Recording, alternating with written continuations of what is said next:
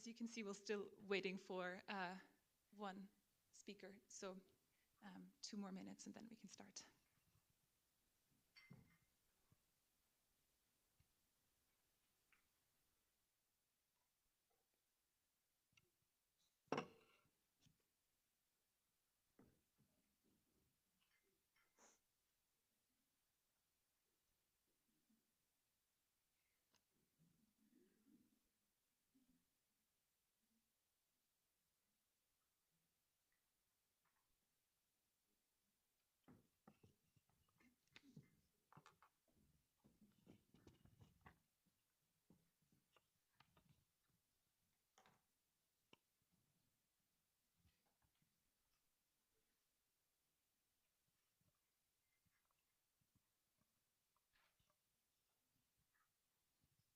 All right.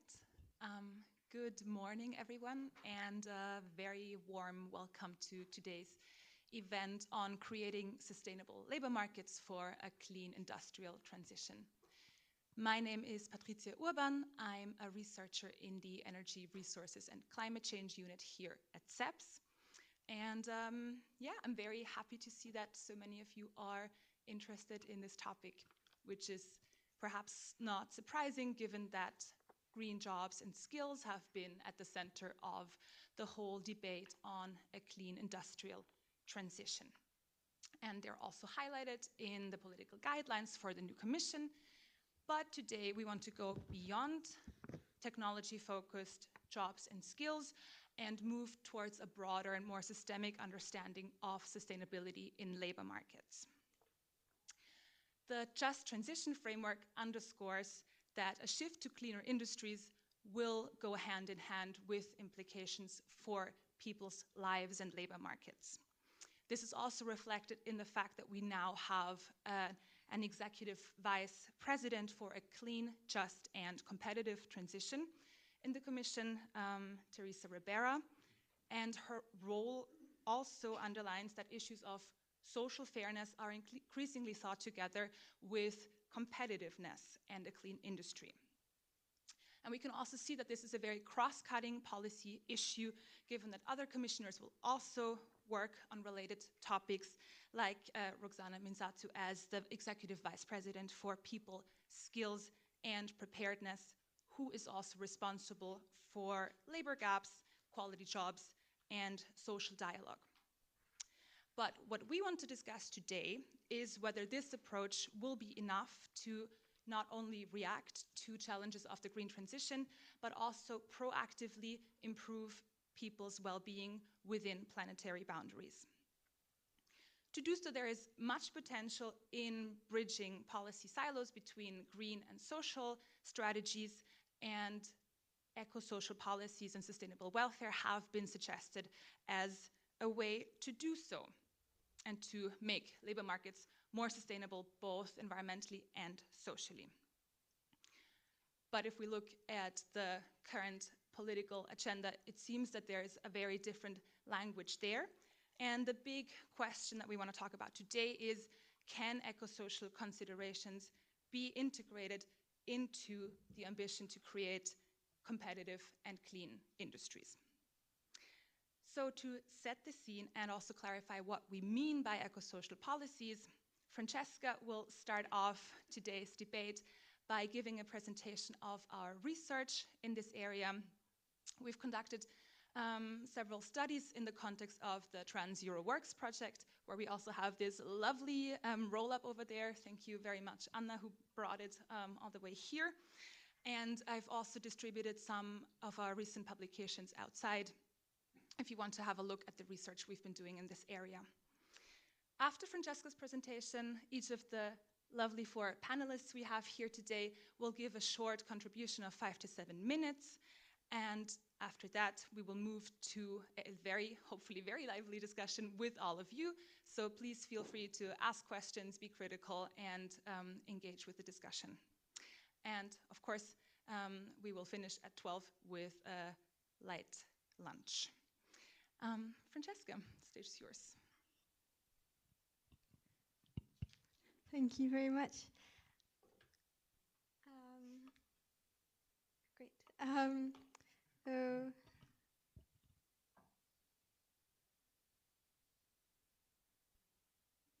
Great. Good morning, everyone. I'd like to thank you so much for being here today. My name is Francesca Chapman, and along with Patrizia and Vasilius, I'm one of the co-authors of our most recent report on eco-social labour market policies. And today I'm excited to present our findings and share some of our insights with you before the panel discussion kicks off. And before we begin, I'd like to say a special thanks to our events team for putting this on. And in the next 15 minutes or so, I'll talk you through the findings of our report. This will not only give you an overview of what we found and hopefully encourage you to read our report, but will also contextualize the subsequent panel discussion. To begin, the central research question that we aimed to answer was, what is the potential for eco-social policies to create more sustainable labour markets that enhance human well-being within planetary boundaries? To address this question, we focused on working time reduction, universal basic income, and universal basic services. Based on desk research and an expert focus group, we found significant potential for these policies to create more sustainable labour markets, tackling both environmental and social challenges. However, we also found that a lot depends on their design and implementation. Questions around how these policies could be combined to maximize their positive impacts, as well as how certain risks could be avoided, remain crucial.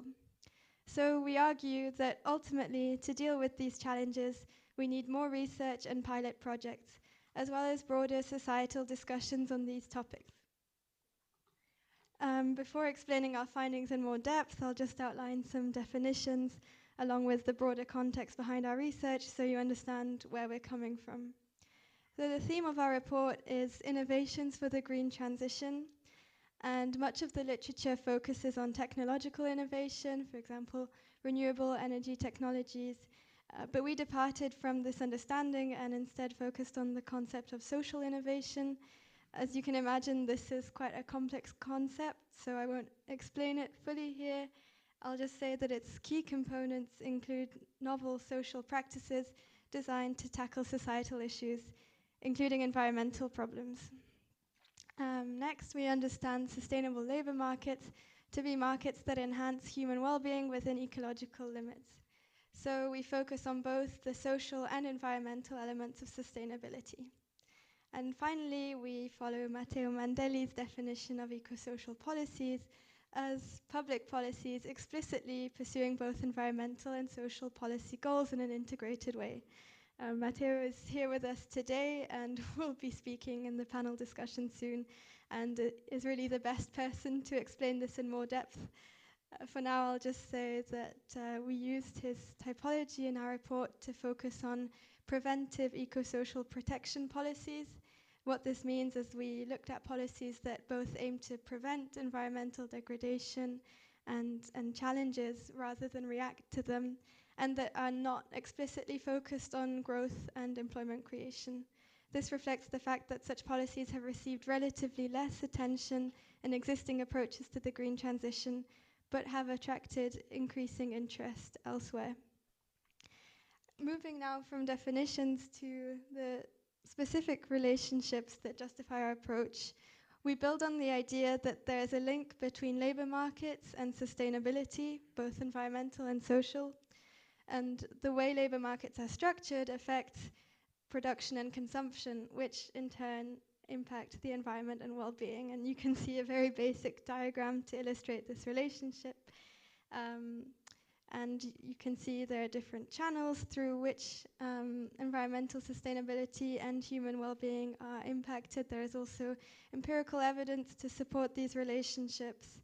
But the literature also shows that in reality, the relationships we're talking about are complex and multidirectional. And we go into these nuances more in our report. But the main idea I want to emphasize here is that by changing labour markets, we can impact our two outcomes of interest, that is, the environment and human well-being. This implies that labour market policies have a lot of potential to impact these outcomes of interest. However, we argue that existing approaches tend to be fragmented in the sense that they address environmental and social issues and challenges separately. On the environmental side, most efforts focus on technological innovations in production processes, while social policies are often reactive. For example, they react to the impacts of environmental policies, aiming to compensate workers for the negative consequences of the green transition. However, this may not be enough to tackle the scale and complexity of the challenges we face. The fragmented approach is especially limited given the interconnections between labor markets, environmental sustainability, and human well-being that I've just outlined. That's why in our report we build on a substantial body of literature in the field of sustainable welfare, according to which what we're lacking is a kind of social innovation. And this is where eco-social policies come in. The literature on sustainable welfare increasingly calls for such approaches, but they are still a relatively niche topic in academic and policy circles. Thus, our aim was to contribute to this debate and bridge the gap between academics and policymakers. So our core assumption here, to recap, is that we can use eco-social policies to change working time and income, which would then positively impact environmental sustainability and human well-being. Thus, eco-social policies could be used to make labor markets more sustainable. So there I've just explained our rationale, and this is the relationship we wanted to test in our analysis. So now that I've explained our logic, let's dive into the 3 specific eco-social policies we examined, starting with working time reduction. Working time reduction refers to a set of policies which reduce the time we spend working. This could be at the daily, weekly, or monthly level. In fact, there are all kinds of possible policy variations, which is why it makes sense to think of this as a set of policies rather than one specific policy. Working time reduction is attracting growing interest around the world, which is demonstrated by the increasing popularity of both public and private initiatives introducing working time reduction projects. For example, we've seen the 4-day week global initiative and also projects in the UK and Iceland, to name a few. Many of these initiatives have had great results, and indeed, we also found this in our report. Working time reduction has several potential benefits. On the social side, it can lead to better work-life balance, reduced stress, and better well-being, and greater gender equality. Environmentally, it's possible that by reducing working hours, we can also reduce production and consumption, which could lead to environmentally beneficial outcomes. However, there are a number of challenges. In particular, the impacts of working time reduction remain uncertain and unclear. For example, on the social side, it could lead to greater pressure on workers to meet targets set by employers. Furthermore, if working less means that people will also earn less, it will become more difficult to meet people's basic needs without having other supporting policies in place. Meanwhile, the environmental impacts depend heavily on whether reduced working time would actually lead to more environmental outcomes by reducing production, and its impact on consumption is even less clear. For example, people might use their greater leisure time to go on holiday more, using unsustainable modes of transport. Along with the potential risks of working time reduction, there are also a number of obstacles to its implementation. Politically, it may face resistance due to lack of interest or opposition from certain sectors. This is exacerbated by unfavorable incentives and labor shortages, as well as the diverse economic, political, and cultural contexts across EU member states. Thus, we argue that designing acceptable and successful working time reduction policies requires careful consideration. What's the appropriate reduction in hours, and over what time frame? What kind of compensation is needed for workers? Would it apply universally or only to certain sectors? These questions continue to be debated and require further investigation. It's also clear that national and local contexts across member states have to be factored in. Thus, we also highlight that there is a role for the EU in navigating diversity and supporting efforts to better understand eco-social policies. However, the extent to which this is feasible remains debated. The second policy, Universal Basic Income, or UBI, refers to a kind of welfare benefit that is most commonly understood as an unconditional basic income consisting of regular cash payments to every resident in a country, regardless of factors such as their willingness to work or their current income.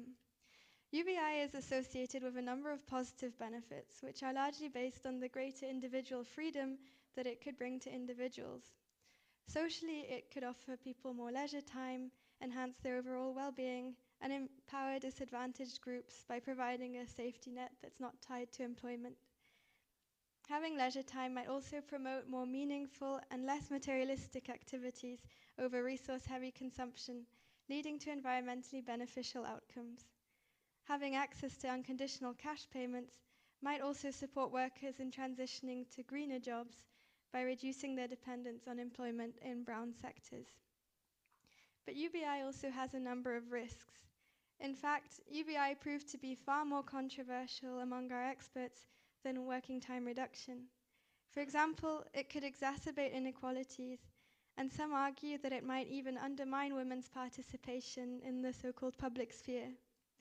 There's also the question of how well UBI would actually help to meet people's basic needs without a broader support system in place.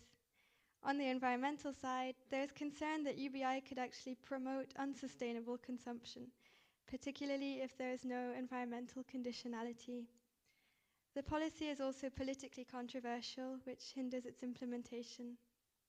Unsurprisingly, then, there is an ongoing debate about the best way to design UBI policies and if they're desirable at all. One of the key questions is whether UBI should be universal or targeted, which was debated at length in our focus group. Some design solutions include imposing a tax on UBI or considering alternative income-based policies. On top of this, it is likely that complementary policies would be needed to make UBI work effectively. And thirdly, we explored Universal Basic Services, or UBS, which offers a more direct approach to meeting people's basic needs. Examples of such basic services include transportation services, which could not be accessed with additional income alone, and renewable energy provision. An additional benefit of UBS is that it would not necessarily promote excessive consumption, which may make it preferable to UBI. Indeed, the experts we spoke to tended to prefer UBS over UBI, and their relative support for UBS was related to the fact that it directly ensures the provision of essential services rather than giving individuals money to spend as they choose. However, UBS presents its own challenges. The extent to which it can actually meet basic needs and lead to positive environmental outcomes depends on the services actually offered. Moreover, the implementation of UBS would be complex. A particular challenge involves deciding which services should be prioritized, which is made even more complex by the diversity of welfare systems across EU member states. The experts also highlighted additional risks, such as excessive bureaucracy.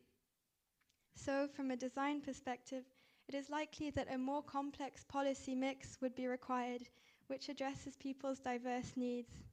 There is also potential for community-led, bottom-up provision of services, which would have the additional benefit of fostering citizen engagement while making the decision-making process behind the choice of services more inclusive and transparent.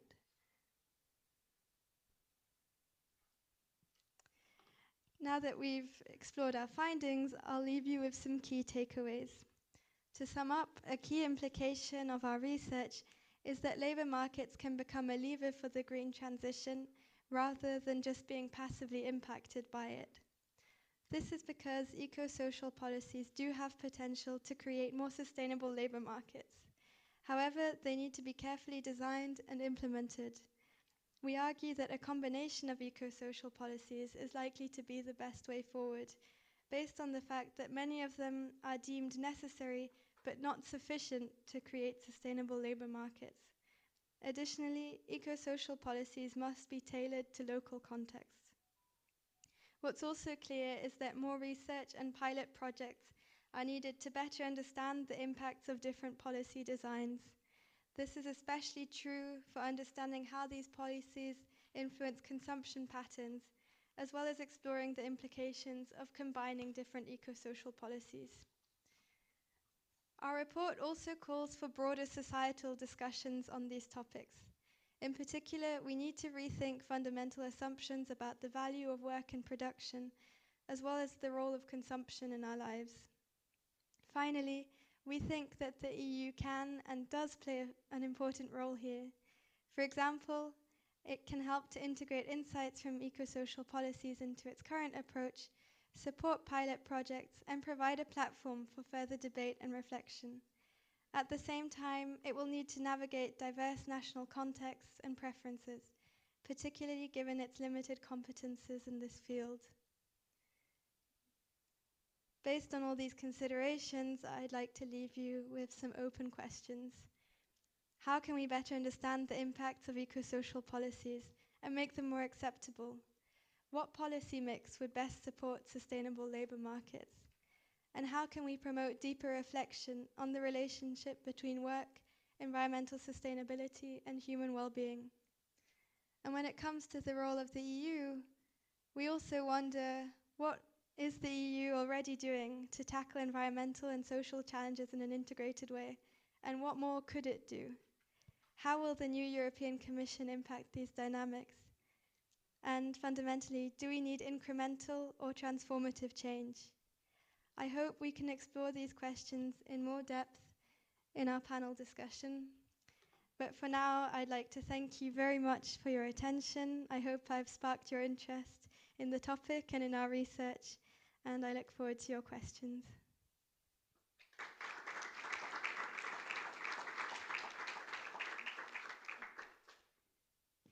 Thank you very much, Francesca, for this great presentation and also for including some questions that we will hopefully debate today. Are there any questions so far before we jump into the panel debate? Okay, I see you're leaving your curiosity for afterwards. Fantastic. Then I would ask you to pass this on, please. Okay, so for the panel discussions, we've asked the panelists to focus on the two following questions. First, how can we align the new Commission's agenda for a clean industrial transition with eco-social considerations? And second, what EU policies, or not only EU policies, what policies in general, actors or instruments are needed to make labor markets more sustainable, both environmentally and socially. So, first up, we have Alessia Fulvimari, who is socioeconomic analyst at the European Commission in DG Employment in the Fair, Green and Digital Transitions Research Unit. She's kindly jumping in for Frank Siebern-Thomas, who is meeting their new commissioner today and has a very good excuse for not being here. Alessia, what's your view on how the Commission can integrate eco-social considerations into its agenda for a clean industry?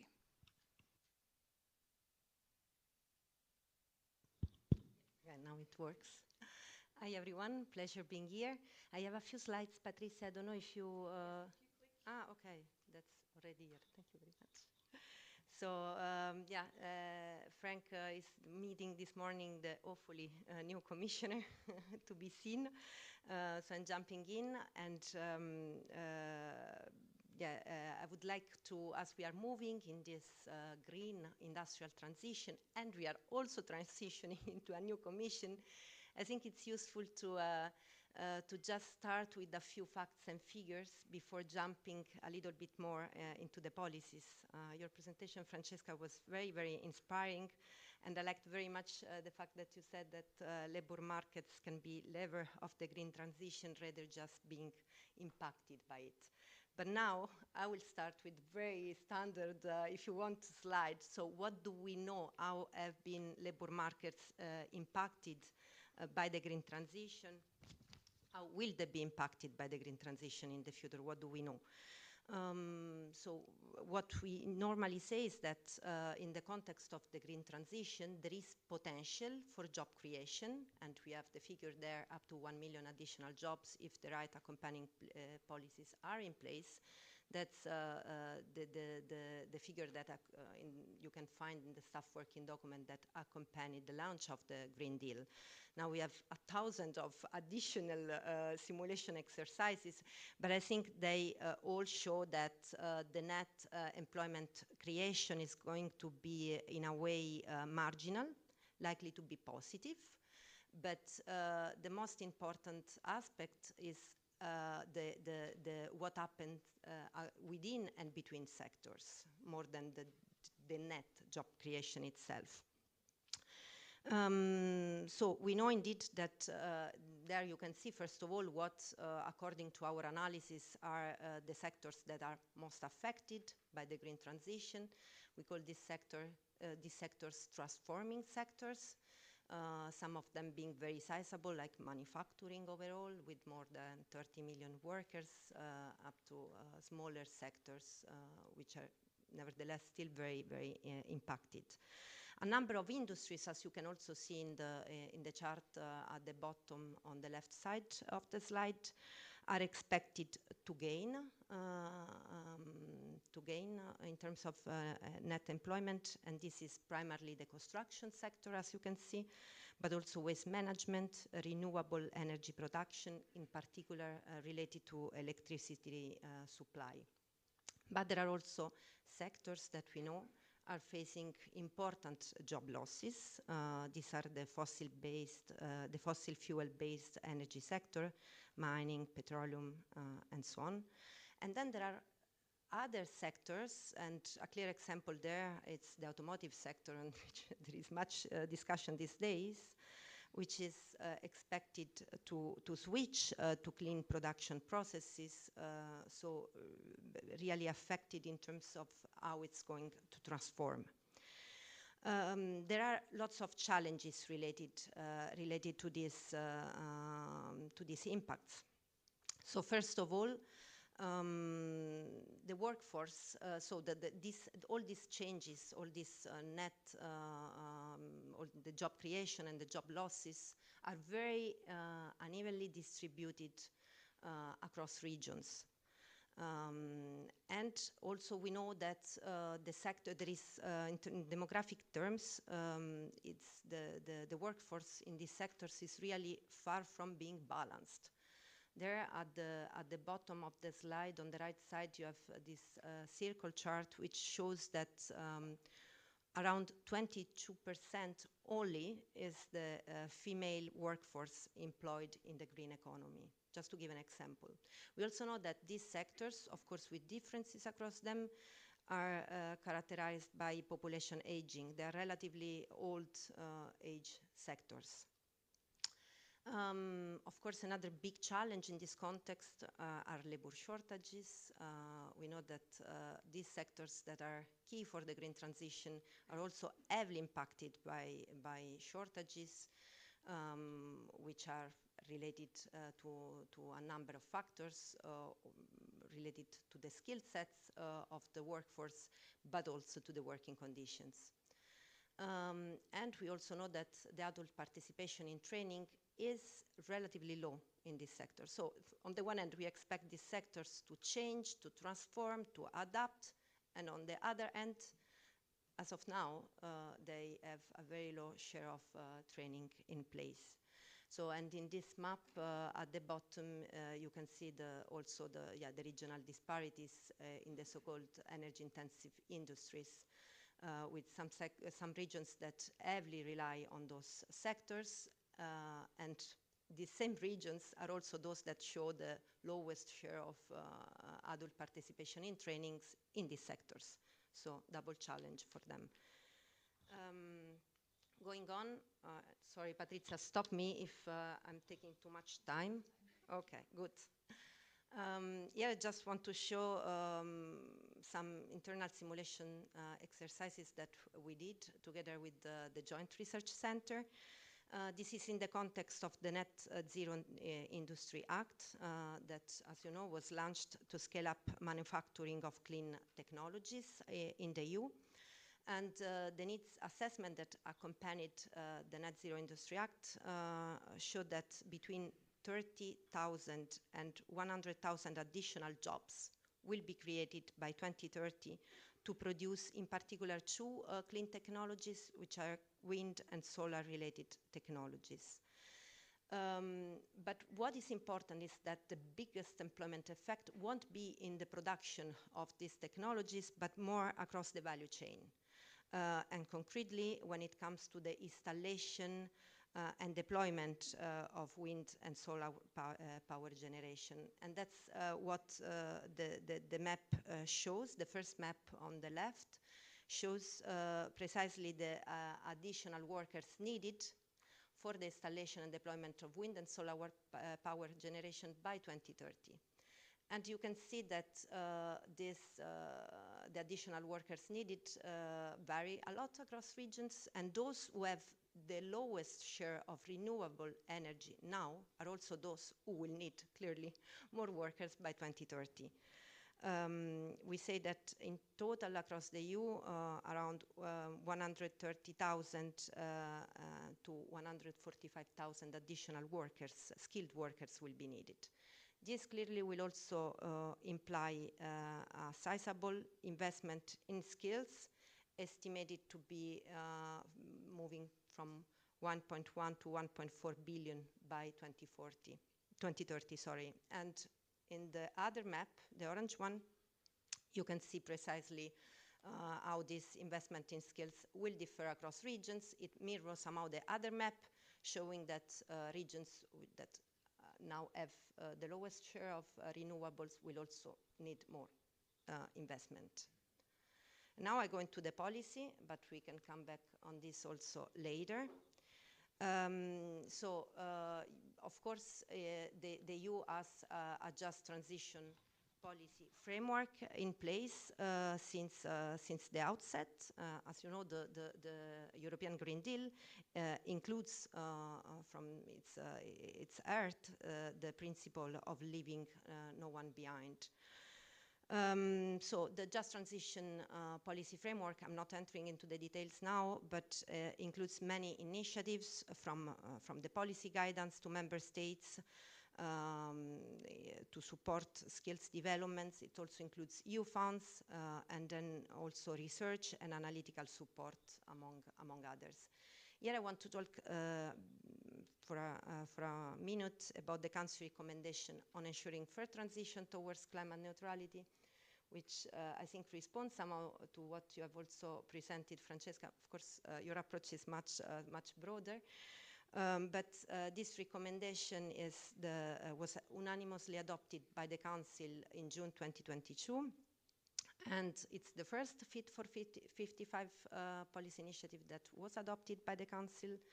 And it provides guidance on how to address employment and social aspects in the green transition with a very comprehensive policy packages that regard areas like active support to quality employment and job-to-job transition, equal access to quality and inclusive education, training, lifelong learning, fair tax benefit and social protection system, and also access to affordable essential services and housing.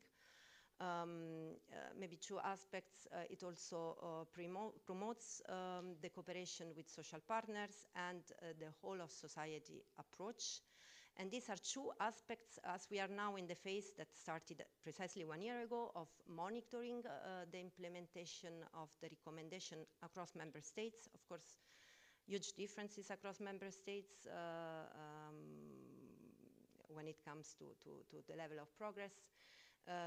But I want to just underline here that in November last year, the EPSCO Council endorsed some key messages, and these key messages promoted the importance of further dialogue with social partners and civil society.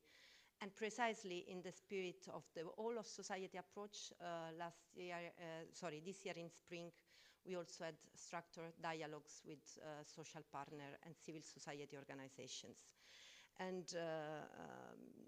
now, in a few months, we will also launch the European Fair Transition Observatory. That's something that has been welcomed a lot precisely by social partners, by civil society organizations.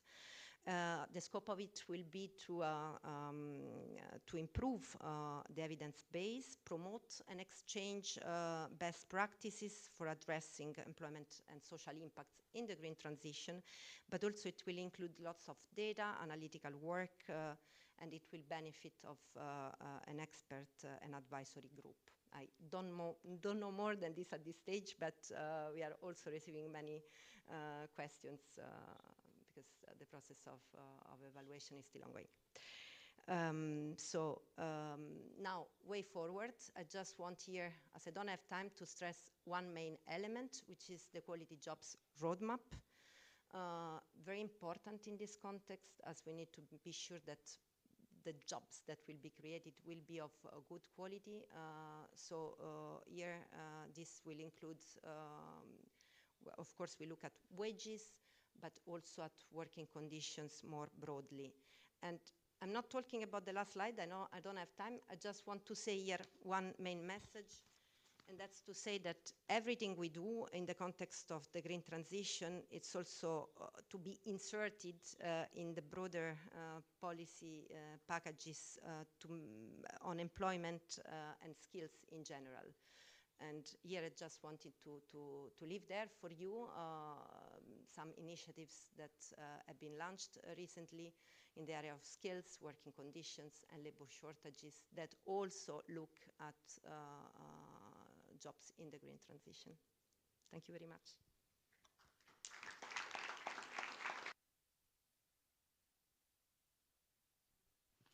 Excellent, thank you very much. I'm sure there are many things we can still discuss later on. For now, I would like to move on to Mehtap Akgüç, who is Senior Researcher at the Economic, Employment and Social Policies Unit at the European Trade Union Institute. Mehtap, what is your view of widening the political discourse to include eco-social considerations?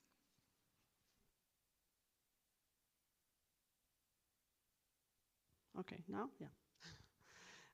Thank you very much, Patricia and Francesca, for inviting me to this this discussion, and happy to be here to also give a bit our point of view.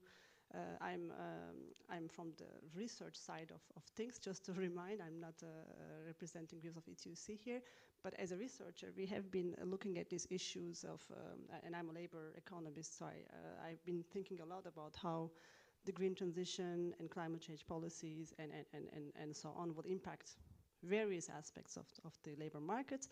And I'm glad that this report is, in a way, bridging what's going on in the academic literature to the policy debate. And I'm happy that these things are being discussed in an increasing way also in this context in Brussels.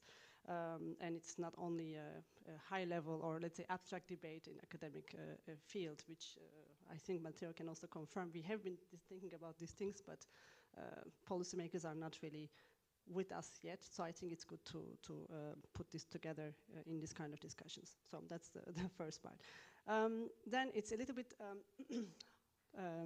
challenging, I guess, to criticize the ongoing, I would say, fragmented framework.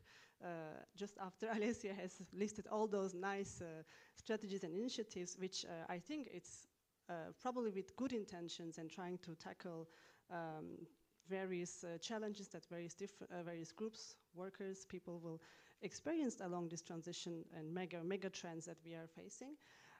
But I think it's my job as a researcher also, because I've found quite a bit of remaining challenges as a consequence of these transitions in the labor market in particular.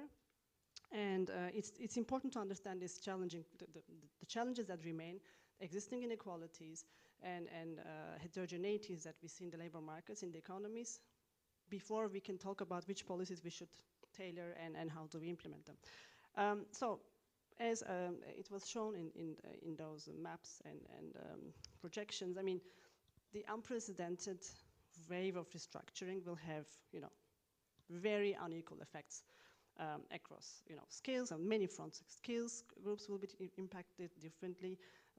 gender groups, age groups, younger workers versus older workers or else. And regions will be impacted differently too. So, where the fossil fuel industries are located are quite concentrated in line with the raw materials location. And so, and it's not easy to move one person which is impacted by those changes from one place to another, just like that, by risking, okay, now you have a job, you just lost your job in region A, so please migrate to region B. It doesn't work like that. So, and there's not also just the worker that is impacted because it's, let's say, manufacturing is shut down, but it's also all the secondary, economy or actors that is surrounding those regions that are impacted. So I don't know, like shops and all other things that will also be impacted if manufacturing is closed. So, so the locality of the impact and understanding what's going on at the local level is very important. Then there is the distributional effects. So again, before we discuss about which policies should we combine or play with to tailor, we need to understand the distributional effects. So we know that poorer households are also the ones that need to, they need to be accompanied. There are policy initiatives, but their scope is limited, and it's, again, how should I put this kindly? the amount of funds available are peanuts. Given the necessary funding needed, I think there are good initiatives, again with good intentions, but I don't think it will be enough, and even less easy with the new rules that will determine how public authorities will decide on their spending. Okay, so now I'll maybe highlight one additional element here to go at the national level. So from, let's say, moving from EU level initiatives to the national levels, we looked at the national recovery and the national recovery and resilience plans to understand a little bit how the push that came from the EU on succeeding to or going with the green transition and other challenges that the member states are facing, and we try to understand how do they reflect this push from the EU in their national context, in the specific context of the eco-social policies. So we try to assess them.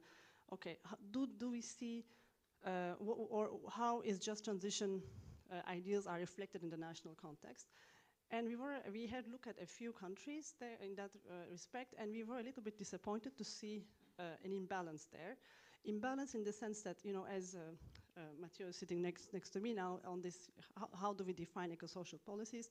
So given that there was this condition on the spending, the percentage that needed to be spent on green transition measures versus digital transition measures, and there was no such a threshold for social spending, it's not surprising to see that there was more focus on the green than social.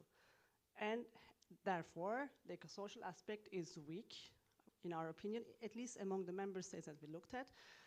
And another thing is this silo logic. So there are quite a bit of measures that focus solely on green issues, and then quite a bit of measures on social, but they're not relating each other. Like, they are not saying we are going to help women to participate in the labor force, and then we are going to create wind farms, or but like they are not related. Like, they are separately going in parallel. So that's a bit the imbalance that we also found when we looked at the national level.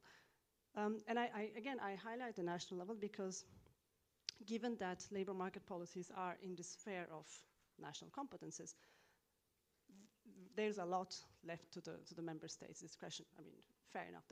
This is how the rules are, how the principles are working. But perhaps there could have been a bit more push on the social aspect, so that we could perhaps see more balanced eco-social policies in that respect, which so far we couldn't see.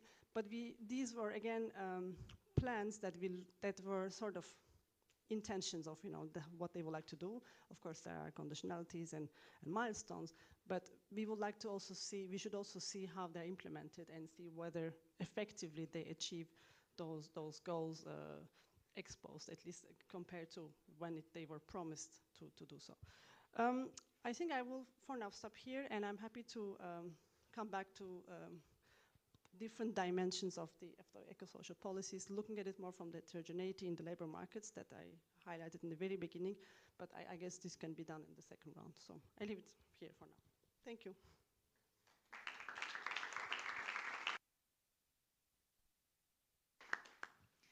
Thank you very much, Mehtab. I think the topic of bridging policy silos is something that we will definitely come back to in this debate as well. But for now, we have Matteo Mandelli, who is a postdoctoral researcher at Sciences Po. And he's been researching the politics of eco-social policies and was also one of the experts we talked to for our report, as you could see, since we cited him in our presentation. Matteo. Yeah, thanks a lot. Thank you, Patricia and Francesca, for the invitation. I'm really, really happy to be here. And more in general, happy that you guys at SEPS are working on this very important topic. So that's really nice. I thought for the first round of intervention to maybe like go kind of a step backwards from your report and kind of understanding where is that this debate is coming from, and then trying to also go a step forward to try to understand what actually is the reality when it comes to policy design and politics right now in the EU and in Europe. So the starting point and why we need this debate, which I think could be obvious, but I think it should be reiterated, is that we have a new wave of social risks coming from the ecological and climate crisis and from the green transition. So we had the ones in the industrial age, and we had the ones in the post-industrial age, and now we're potentially facing a third wave of risk, which is why this question is debated by welfare scholars, right? It's something that we should sort of think about how to ensure collectively. And this comes both directly from the devastations that come with climate change and extreme weather events and so on, and indirectly from the sort of regressive distributional effects of the green transition and climate policies.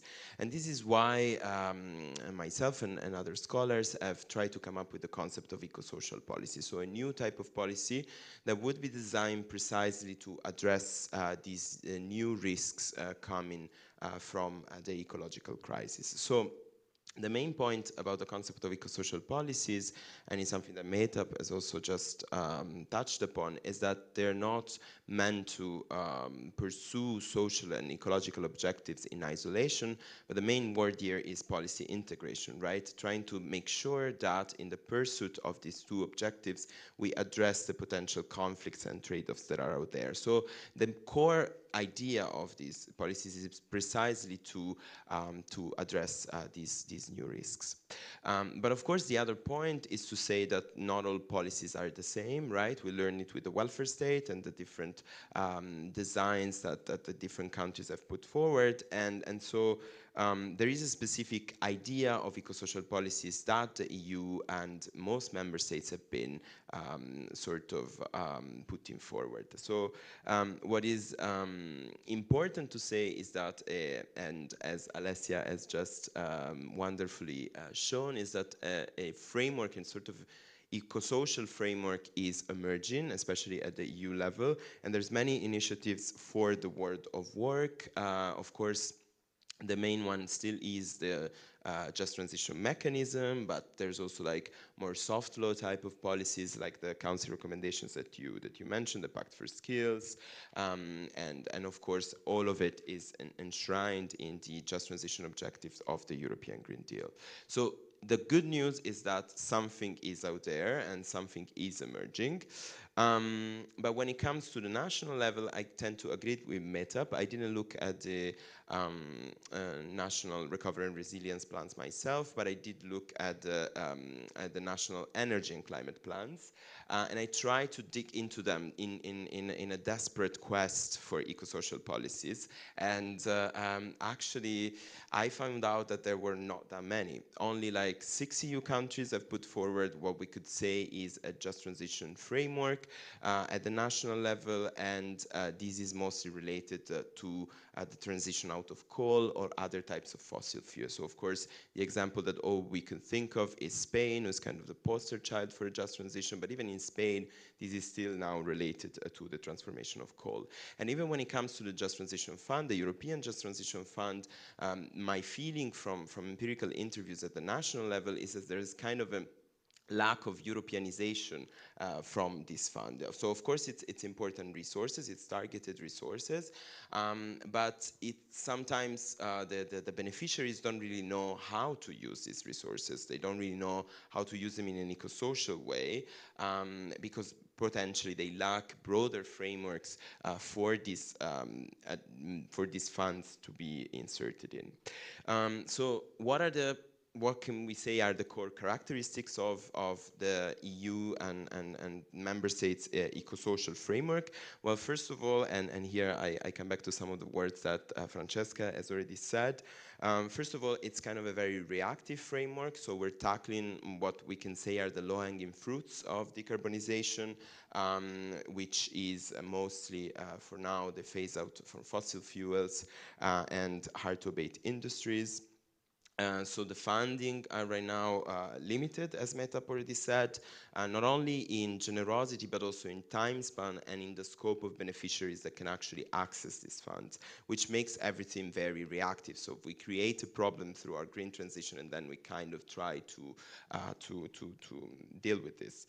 And the second point, of course, is that everything is related still to a growth-oriented type of paradigm, which is not just a question of ideas, right, and broader paradigms, but it's also it also then is brought down to policy design, because the idea of labor market policies that we have as eco-social policies are policies that have to pursue green and social investment. So it's an idea of the welfare state also that is kind of very productivist, right? We want you to participate in the labor market, in the new labor market, which is a good thing, but it's not a system of rights and protection. So from a critical perspective, we can say we're sort of very far away still from the ideal of sustainable welfare, which is a quest to sort of redesign our welfare systems and the European social model in a way that is within planetary boundaries, so we respect a sort of ecological ceiling, but also we create a social floor so that the needs and social rights of individuals are respected. And then maybe we can come back to this later on. I think still we can make something out of incremental change and out of what it's out there already. And the last thing I want to say is about the politics of all of this, because something that I keep hearing is that there's no support for transformative change, there's no support for eco-social policies, sustainable welfare, post-growth perspectives, and so on. So I'm not myself a public opinion expert, but I have a lot of colleagues around Europe that are conducting research precisely on this, and most of them find that actually people would like these policies. Like, in principle, they're not against them. And when you actually confront them, there's a question, please don't ask me which survey it is because I forgot, but there's a question precisely that it's about, would you give priority to the environment over economic growth or the other way around? And of course, everybody responded the environment, right? So there's not, in principle, a question of people being against this. The real question is how these preferences are politicized within the political framework, right? So the role of elites is really crucial here. And so another point of my research was to study what are the conditions behind eco-social policies, what drives changes towards an integrated social and environmental objectives. And what I found in studying just transition policies both at the European level and at national level is that these policies come most often from a negotiated pact between actors advocating for a green transition and actors representing the social groups most impacted from this transition. So in the cases of the phase out from fossil fuels, this was of course the regions and the trade unions. They sat on a table and they sort of negotiated policy design so that political support for decarbonization was traded for economic support for the people at risk. And this, of course, has been rewarded also electorally, as other colleagues have found in Spain, where PSOE was actually rewarded in the core regions after putting forward the Just Transition Policy Framework. And it prevents the huge conflicts that we're seeing right now in other areas of the green transition. Think about the farmers and so on and so forth. However, of course, these type of alliances are still relatively weak, and it's easy for both of the parts of these alliances to join counter alliances, right, and to break down this possible pact. So there have to be, for sure, strengthened, reinforced, formalized. And the other important thing is to start also mobilizing from the political elites to the population the potential constituency that could support eco-social policy. We see that it's out there in the surveys.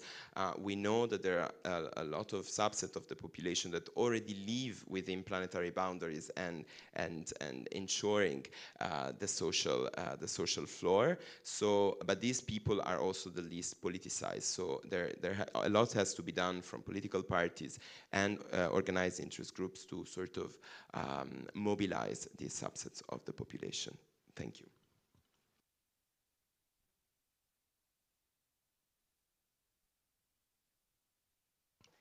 Thank you very much, Matteo, for giving an insight into the politics of the just transition as well, which I think is very important when we also want to talk about which actors are involved and could be involved more.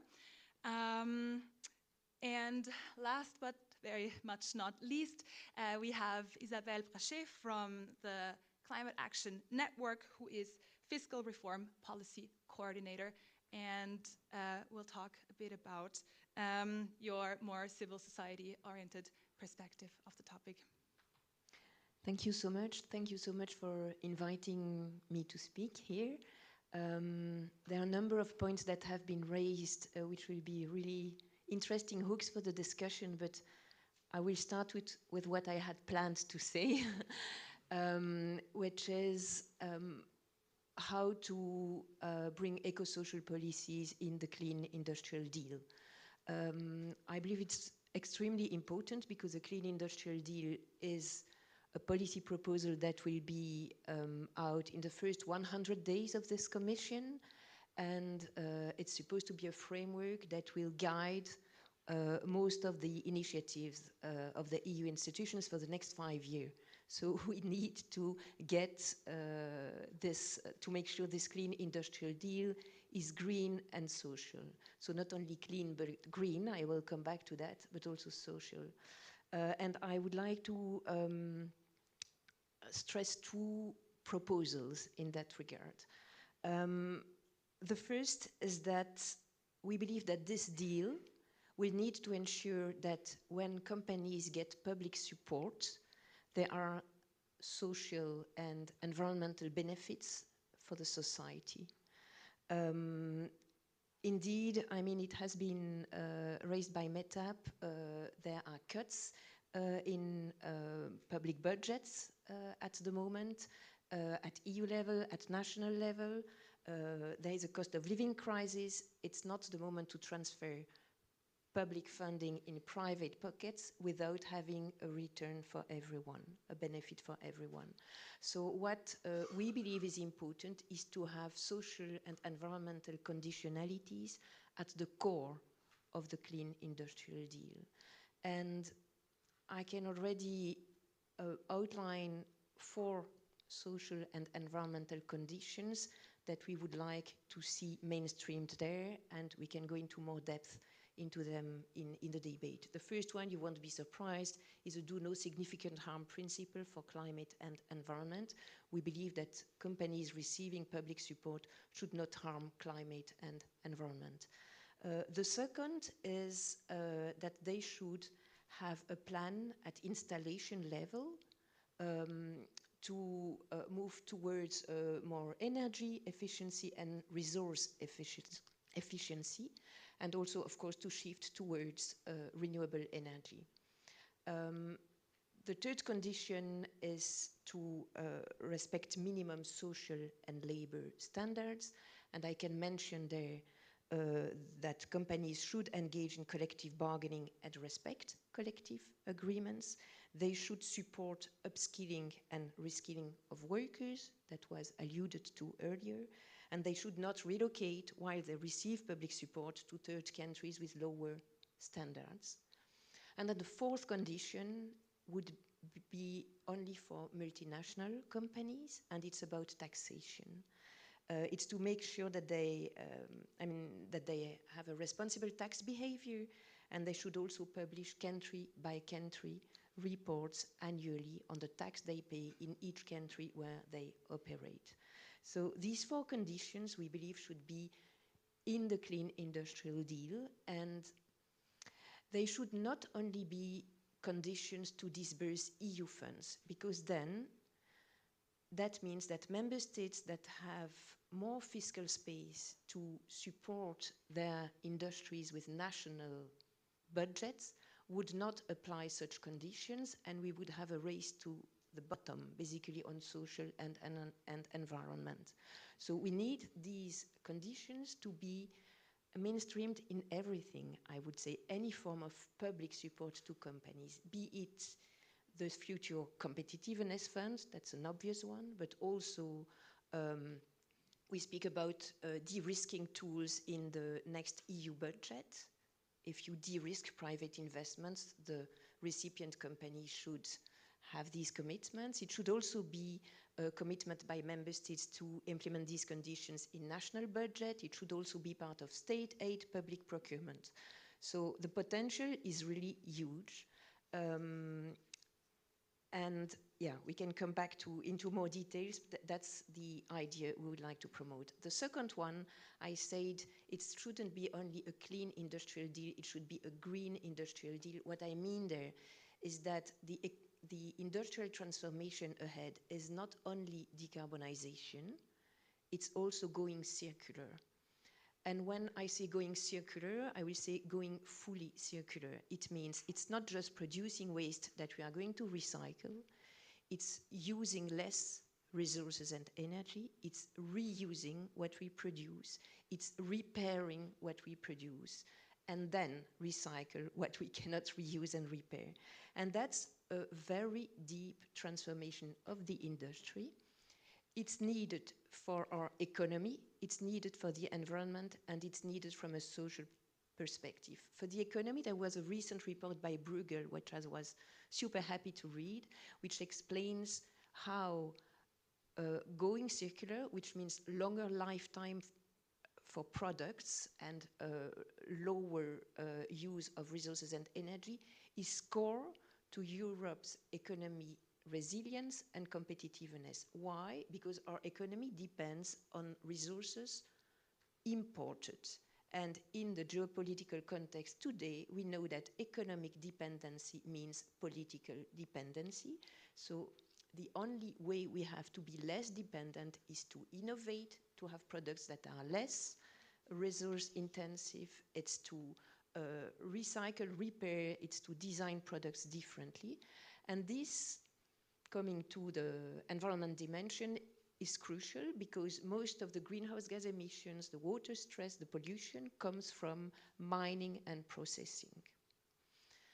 And then from a social perspective, it will have a major impact on the world of work.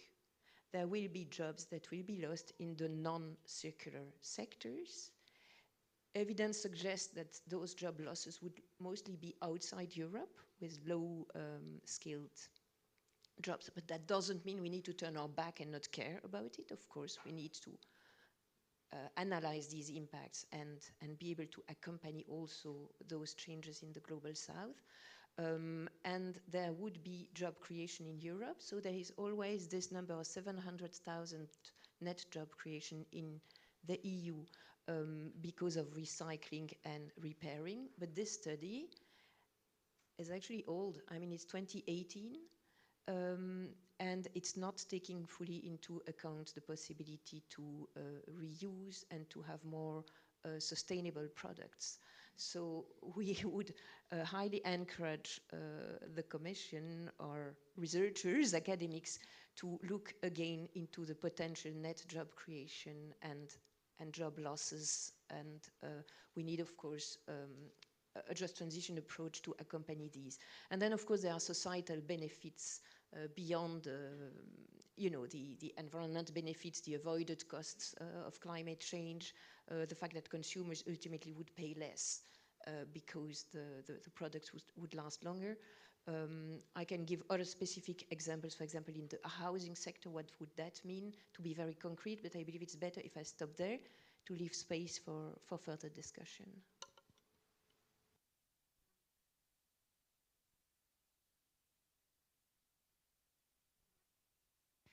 Thank you very much, Isabel, for also bringing in these very concrete suggestions.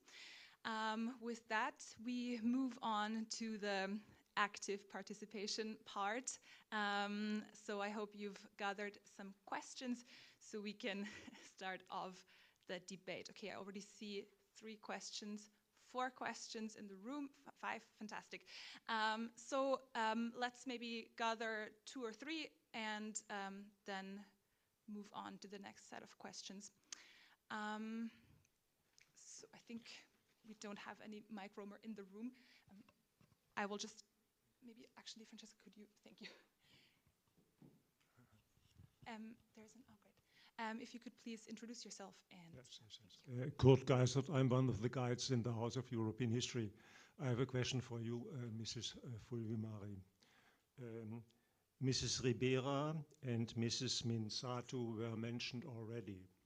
I'm sure you know the letters of Mrs. von der Leyen to these 2 ladies. If you compare these letters with this report, are there similarities?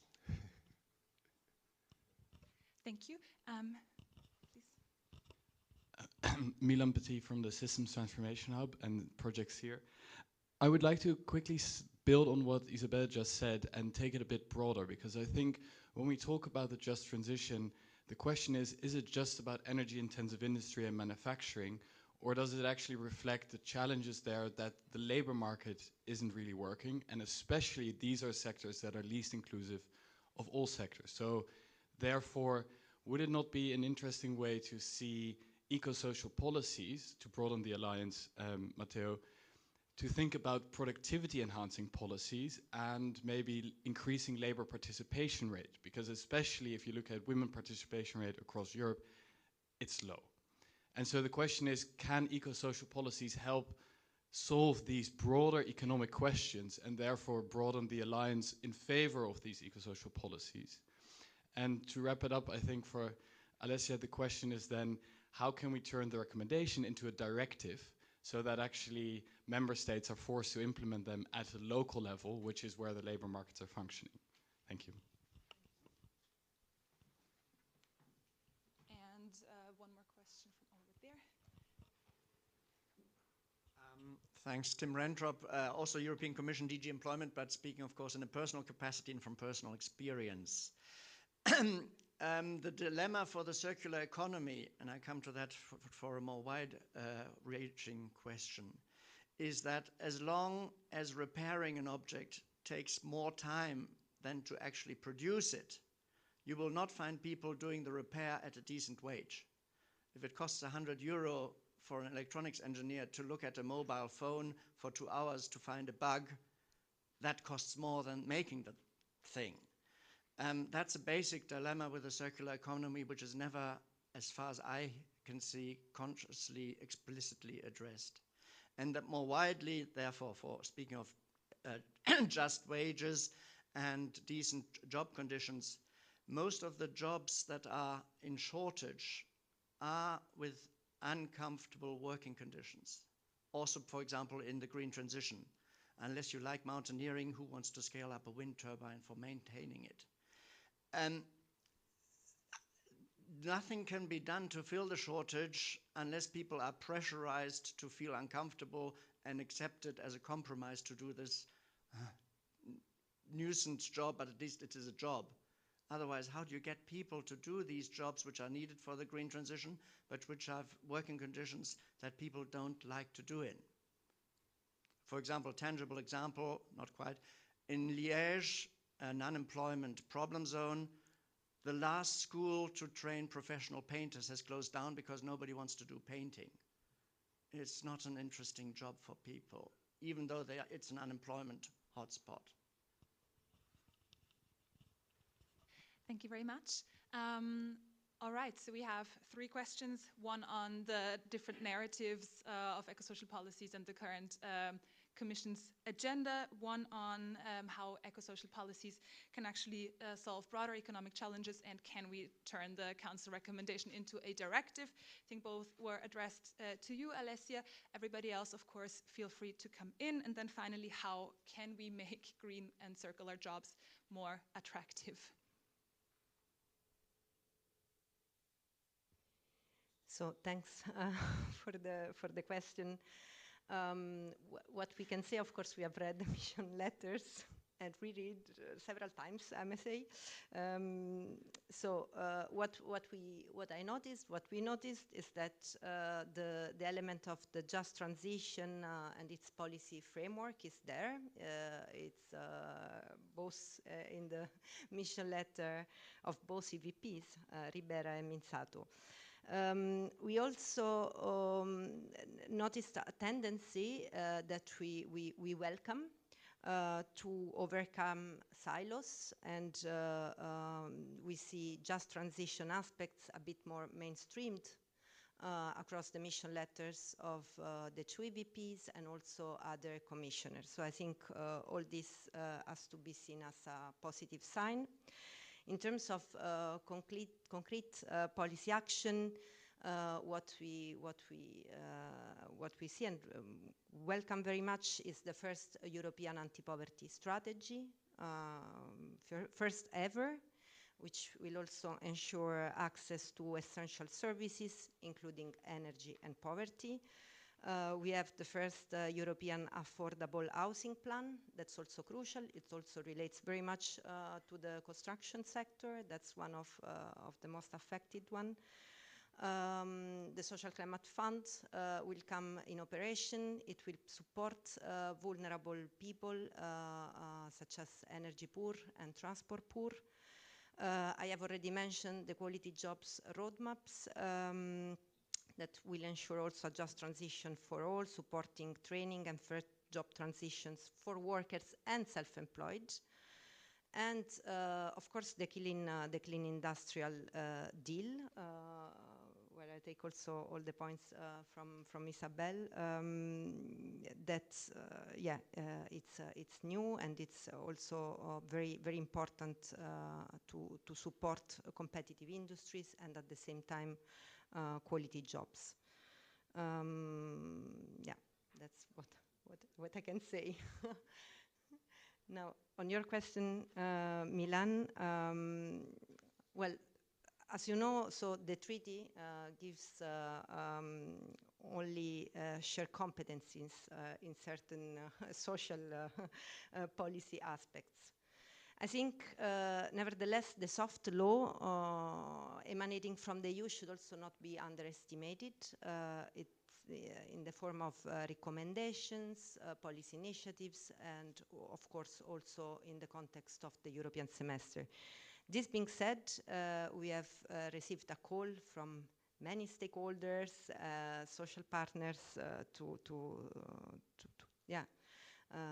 have a just transition directive on aspects related to anticipation and management of change and restructuring.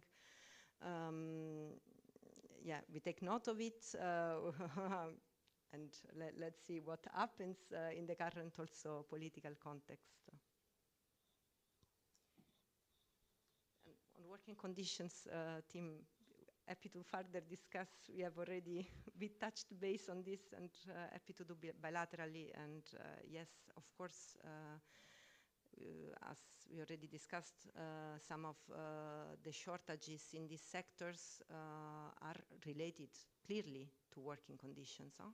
I mean, some of these circular jobs, waste management, as I already said the other time, are also sectors with very poor working conditions, starting from wages, but also working times and many others, and we need to work on that. Hopefully, also the quality jobs roadmap will be a first step. Thank you. Would somebody else like to come in about that? Isabel? Yes, on the Just Transition framework, it's also in Hoekstra's mission letter. We believe it's a very good thing because indeed the existing framework is mostly based on guidance with this very important council recommendation on fair transition towards carbon neutrality, but it's still a recommendation. And then funding, but it's limited. I mean, you mentioned the Just Transition Fund, the Social Climate Fund. I heard it's largely insufficient. I would agree. So we believe this Just Transition framework should be enriched with legislation. For example, some social justice organizations are asking for a directive on minimum income. There is the very strong demands that we support on a Just Transition Directive to anticipate and manage the changes in the world of work. So we need to move from recommendations and guidance to some legislations, and we also need more money. We need more funding. Then and we need data, sorry. So we have hopes with the observatory, but we need much more data to inform policymaking and to convince decision makers. On the working conditions and the challenges of the circular economy, it's, one thing is of course regulating regulating working conditions. That's pretty obvious, but beyond that, it's the fact that it's hard to recycle because it's mixed materials. I would add, and there's also planned obsolescence. I mean, products are made to not last and to be impossible to repair or very costly to repair. The spare parts are more often not available. So it's not just like that, it's by design. So that's where regulation is needed. We have the eco-design of sustainable product regulation, which is really a very, very key piece of legislation that was adopted under the previous legislature. But delegated acts are still missing, and this will be crucial to make the circular economy possible. And then also, I completely take your point that in the circular economy, some of the processes, even if globally it will give positive environmental outcomes, some of the processes are really involve dangerous working conditions, dangerous substances, and that needs to be addressed in, I suppose, the Circular Economy Act that we are waiting. Thank you. Does anybody else like to answer that? Unless, otherwise I would suggest we collect a few more questions. We have one over here. Okay, thank you.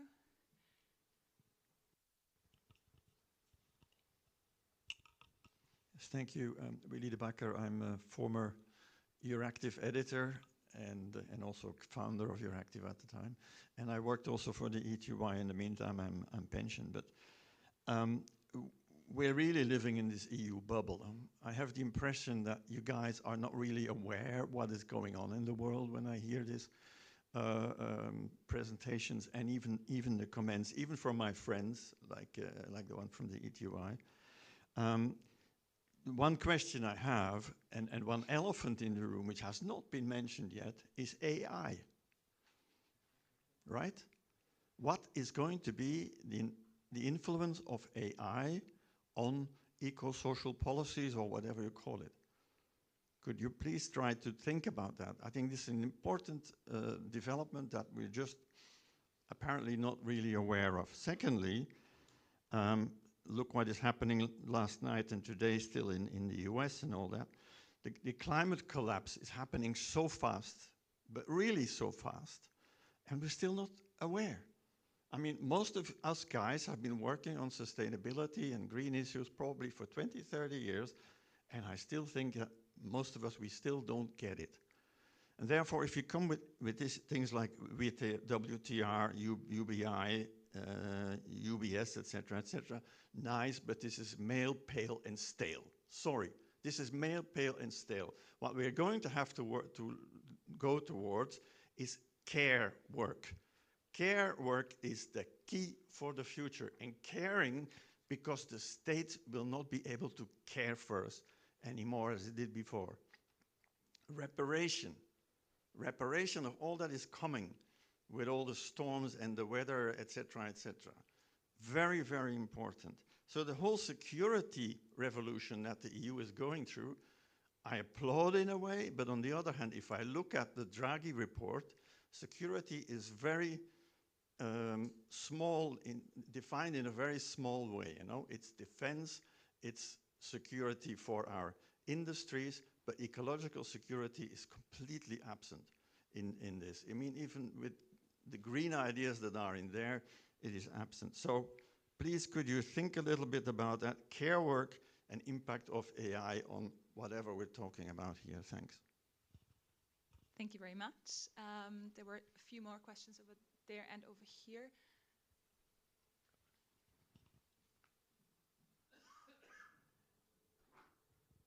Thank you so much for the very interesting presentations. My name is Youssef and I work for ODI Europe. And actually I have a question to Ms. Alessia or Ms. Mehtab. And I'm wondering, in the context of the green transition, is migration, or specifically labor migration, being considered in order to fill the gaps of the labor shortages?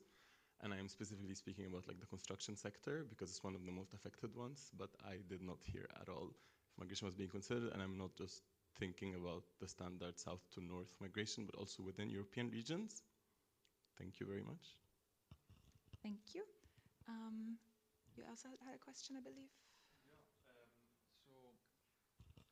Well, in principle, it would still be a question for Alessia, but more in general, for all speakers. Given that the impacts on the labor market, but I would also say on climate adaptation and mitigation of the green transition as it is currently thought, will be marginal and uneven, so far from ideal, of course.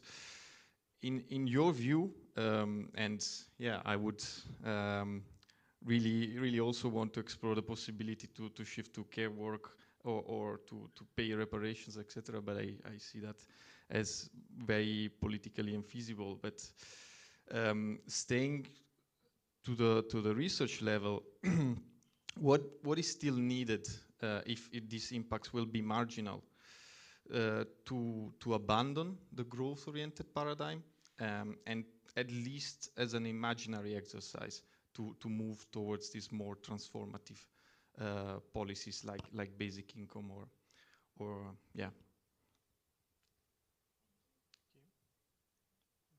Let's collect one more question over there. Thank you. Hello, hi. Laura Todoro from UI.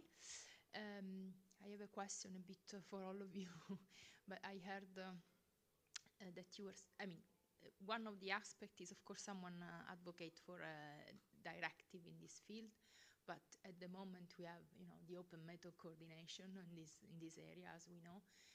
What would be, potential type of pilot or action that you might be seeing to have a bit of convergence, the Europeanization of some of these policies, how you would imagine that somehow in a concrete way, or even if a pilot type of technical support, or because we see that just transition plans are very much, a bit slow down, let's say. Of course, there is a big political willingness there from the member state level, maybe, coordinated action in between the EU, some plans that are a bit more with the participation of the Commission in this sense. How do you see it? Thanks. Thank you very much. So to recap, we had a very critical question about the role of AI. I believe we also have some colleagues in the room who could contribute if they wanted to, but I will leave this for the panel for now. Then the remark about care work, which I find very interesting because this is something that precisely actually the concept of sustainable welfare talks about, that we need to strengthen the care sector as a sector with a very comparatively low environmental impact, but very, very high social importance, and kind of guaranteeing the functioning of our societies. And then we had a question about labor migration and to fill labor shortages. Another question, what is needed to move beyond the current growth paradigm? And finally, how can we ensure this Europeanization of policies? Who would like to start? Matteo? Perfect.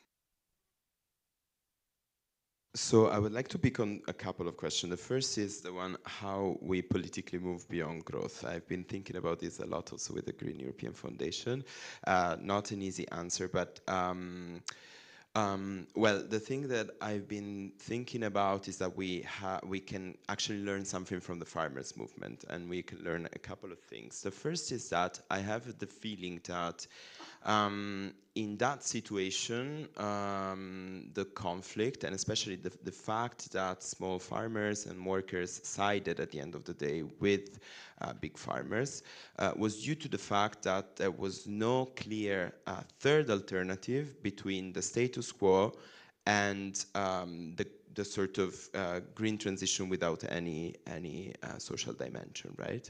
And so in a way, to me, this was clearly the failure of politics in providing another, a third solution. And the core thing here, and it's been said already, is to really identify who should benefit and who should pay from these transformations. So we need, in this sense, not only more data, but we need a kind of a rights-based approach that identifies what are the entitlements and what are the duties. And this should be kind of clear if we want to build constituencies around this. And that is why we advocate for a preventive type of approach. And the second lesson is that I think what was kind of, even though it was oriented towards disruption rather than the socio-ecological progression, but I tend to believe that conflicts and politicization of the green transition is a good thing, because before this obsession with sort of trying to find a downward, watered-down compromise is what then generated further conflict. Whereas the fact that these questions are picked up, discussed, and generate mobilization is a good thing, but of course this has to be done in a way that goes beyond the current paradigm, and this is the key crucial role for me of political parties and organized interest groups. On the Willy's provocation, well, first of all, just a side note, there's a lot of work done on care work in a socio-ecological perspective. You're aware of that, so yeah, it's not that there's nothing out there. But I think what is really important here, and it's a question that's been said also before, is the question of incremental versus transformative change. So we need transformative radical change on the one hand, we need it very rapidly, and on the other hand, and I'm a political scientist, so what political science 101 tell you is that that is not possible unless you have a war or a revolution with blood coming out. So the main question for me is, having in mind sustainable welfare, UBI, UBS, working time reduction, care work, having in mind this sort of goals, so where do we have to arrive? How do we then promote incremental transformation in a way, right? How do we build from what we have so that we're sure that we get to the ideals that the colleagues from SEPSA have also talked about? And I think in here, again, there's a lot of work done by organizations, some of them are in the room, CAN, ETUI, ETUC, Green European Foundation, and all the organizations that are are also part of the European Just Transition Alliance, in trying to really understand how do we move forward to that so that we're not speaking about policies that are unfeasible. And here again, I want to stress, and sorry if I'm taking too much time, but the preventive approach, so promoting a rights-based approach, we've mentioned already the need for just transition legislation, funding conditionality. I very much second what Isabella said. And I would also say start thinking about a European pillar of eco-social rights, expanding resources, not only financially, but also in terms of what are the risks that we're actually covering with these resources. And Willie, I very much agree with you with the fact that we need to cover also for the risk for workers and for the population coming from extreme weather events. There's nothing there, and we should absolutely prolong that. And then a protective approach, and this maybe goes along the question that Milan had. So I do think that we should actually promote also sort of a more passive approach to social protection, and not just this active productivist idea of welfare. Also redefining jobs away from this sort of productivity technology-oriented idea would be beneficial, and the idea of care work is definitely one of the ways in which we can do that. And there are other proposals have to do, and this speaks to the Europeanization question, with how to use existing tools such as the semester or the national energy and climate plans to really promote experimental eco-social policies at the national level. And so even trying to study the failures of Europeanization from these coordination methods would be useful in there. And finally, governance, like breaking the silos has been mentioned, social and civil dialogue has been mentioned, and I also very much welcome the proposal of having a Just Transition Observatory. My hope is that this will be continuing and not just be only 2 years, because the data and knowledge that we need and also the participation that we need to gather is really massive. So, but it's a very good starting point. So I think we can start from existing things to expand them, and having in mind what is the ideal endpoint, go towards it. Thank you very much. Alessia wants to come in, Mehtab as well.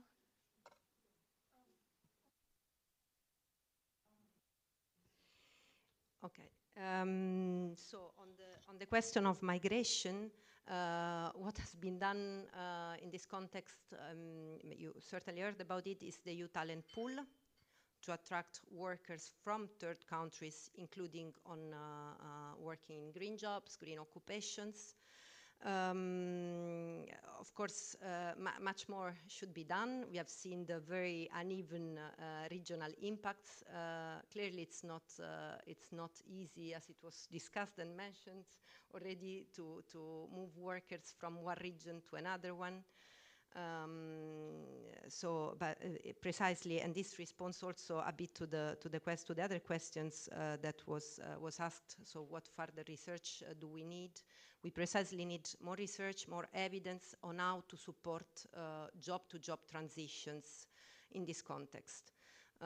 Because yes, reskilling and upskilling policies, which is our recipe to all problems, but we need clearly more than that, because there are also very concrete geographical barriers, and mobility policies should also be there and come in this context.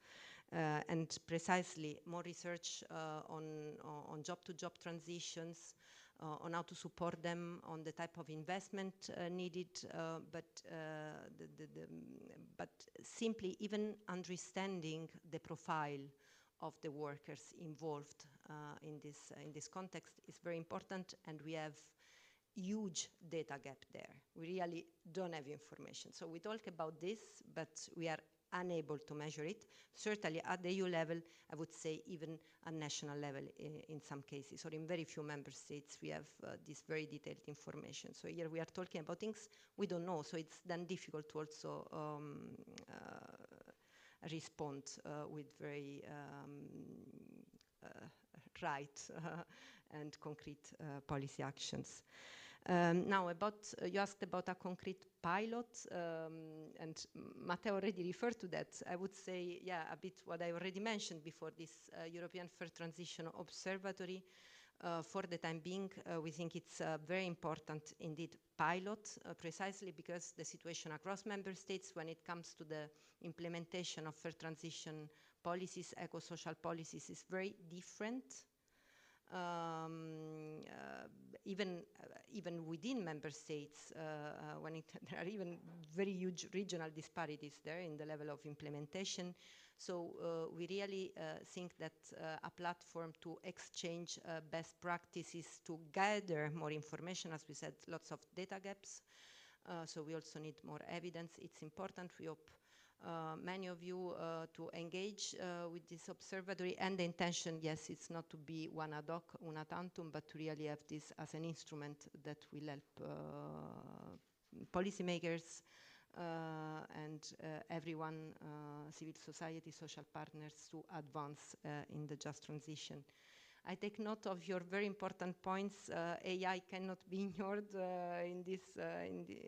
certainly in this situation. There we also need to understand more, and again, some, I would say, also analytical gaps, the synergies between indeed AI and also the green transition, synergies and trade-offs, and we need to better understand it and to speed up. And on the care sector, I want to say that a lot has been done also in the context of the past Commission within the European Pillar of Social Rights, but yeah, clearly with population aging, this is a key sector that it's also transforming a lot, and also has problems of shortages and working conditions. Thank you. Mehtab? Okay, yeah. I will have a short reaction or comment on the migrant labor migration issue, and also migrant workers in some certain sectors impacted during the green transition. I actually wanted to raise it already when Isabel, it was in my mind to highlight it when she mentioned this circular jobs and working conditions there, but I didn't want it to kind of deviate the debate because it was going to another direction at that point. But yes, definitely labor migration is an important issue. It's an uncomfortable one, I must say, for certain member states at least to talk about it, but it's happening, and it can be a partial solution to the labor shortages, but not a perfect one given the projections in the demographic areas. And there's also this risk, I mean, it's been mentioned already by several of us, and also in the audience you've recognized that the sectors where labor shortages are also the ones where jobs are, have certain, let's say, nuisance characteristics, maybe you're exposed to some, I don't know, toxic materials and stuff. And guess what? There are more migrant workers there, or workers from, foreign, third country, or even foreign-born workers. I shouldn't only say third country, because there are also from EU, other countries coming to work. I don't have exact numbers in my head now, but I know that it can go up to 1/4 of the construction sector jobs being from other countries than the country where the job is. So it can go very high, and construction sector is one clear one, and it's also the one where, with all this, energy efficiency, refurbishment, isolation waves and stuff in the buildings, public, private buildings, these issues are going to be, faced by those workers who are from, as I said, from other countries. Is this what we want to have, to fill those, dirty jobs with migrants? I don't think so, but who's going to fill those jobs? So these are the questions that we have to first identify and understand what are the numbers, and with that, and then find a solution and think about policy options. And with that, I also come back to, I want to come back to what Alessia said about the data. So, and one, I mean, I work a lot with data, and one very obstacle there is that we cannot even identify. For example, if you look at least we as researchers, maybe internally you might have access to those things. We cannot distinguish EU origin. Like you want to understand someone from Bulgaria coming to work in Belgium or from Romania, you can no longer see that. You don't have the country of birth information because this is now all EU or non-EU. So you cannot see the heterogeneity there in terms of the labor market outcomes of these workers. So again, an appeal to better data or more information so that we can first understand what's going on with facts, and then we can discuss the policy solutions given the problems that we have. But we need to be able to quantify these things, and there I think we have some ways to move forward. So yeah, I stop here for now. Thank you. Isabel would also like to come in. Yes, I would like to react to two of the many questions. One is on GDP growth. As long as the goal of the macroeconomic policies is to pursue GDP growth, and that the debt and deficit of member states is defined as a ratio to GDP growth, we won't be able to get away from that. And I want to remind that there has been a reform of the EU fiscal rules, the EU economic governance for the last 3 years, and the final outcome refers much more to GDP growth than the previous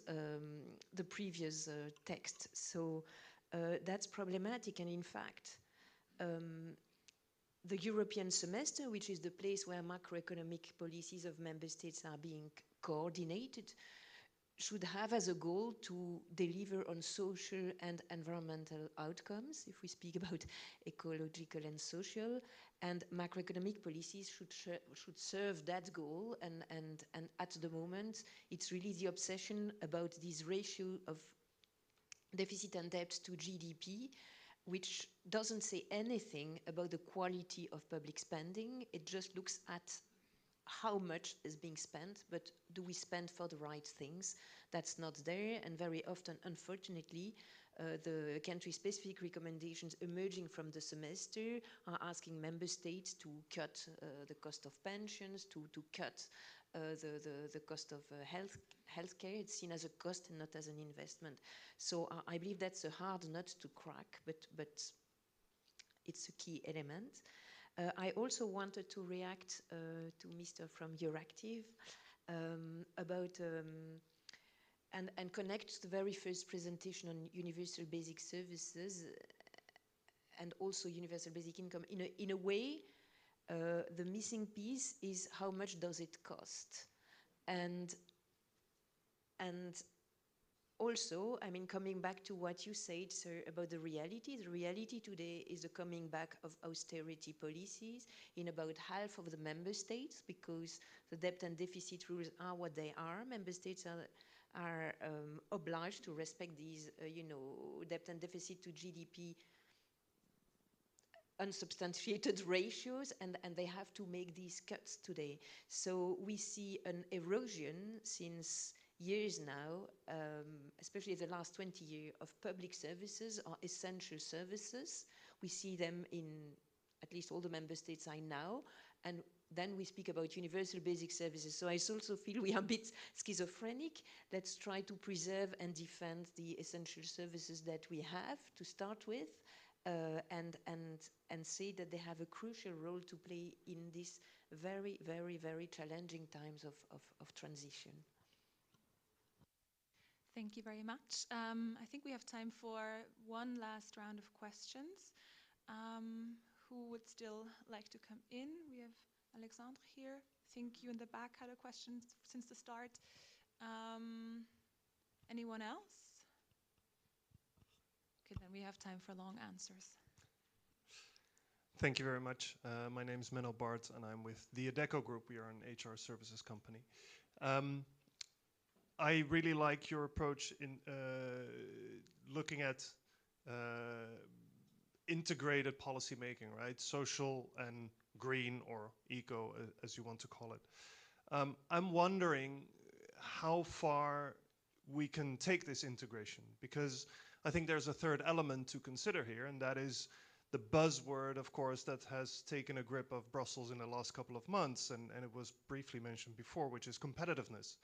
And so my question is actually, first of all, is this clean industrial deal, is that the integrated approach to eco, social, and competitiveness, or is there more that we can do? Linked to that, and I think that goes back to your question about job quality, we are about to present some research that shows that actually green jobs at this point, at least in terms of wages, are not very attractive. There are some pockets where green jobs actually pay better than other jobs, but across the board, we don't see a wage premium for green jobs. And so that raises the question, is there anything else we can do to make those green jobs more attractive? Should we think about tax credits, or should we think about other ways to make them more attractive? So I would love to hear your thoughts on that.